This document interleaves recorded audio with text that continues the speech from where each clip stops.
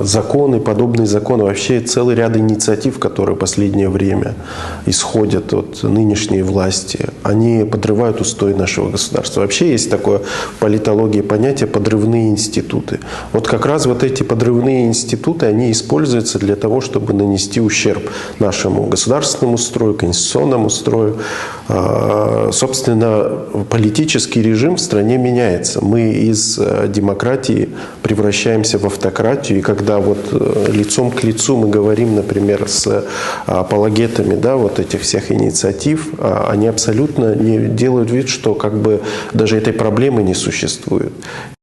Сама эта инициатива, этот закон об иностранных агентах, это чудовищное вообще скопление всего негативного, что только может сочинить законодатель.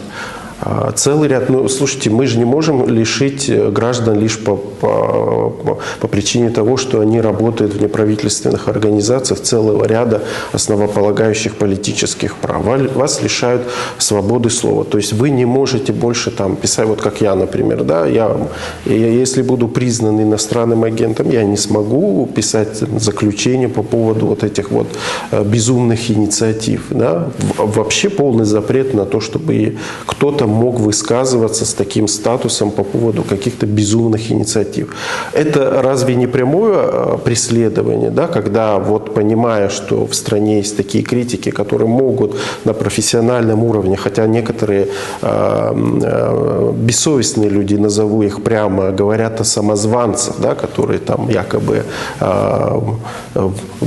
выступают, да, без, я не знаю, почему вообще в целом человеку в голову пришло, да, такое слово «самозванец», да, это может быть какая-то проекция, тоже психологическая, ну вот так они выступают, вот так они смотрят на гражданское общество. Для меня это вот очевидно, во-первых, да, это закручивание гаек, да, это усиление консолидации авторитарного режима, но плюс это такая политика страха.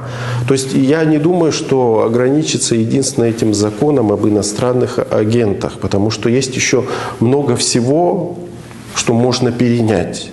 И за репосты, и прочее, прочее, прочее. То есть список очень, очень длинный.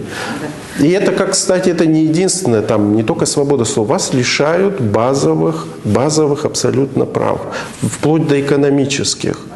То есть вас, опять же, мы как бы идем семимильными шагами к тому, чтобы фактически существовало поражение в правах. Это вообще немыслимо. То есть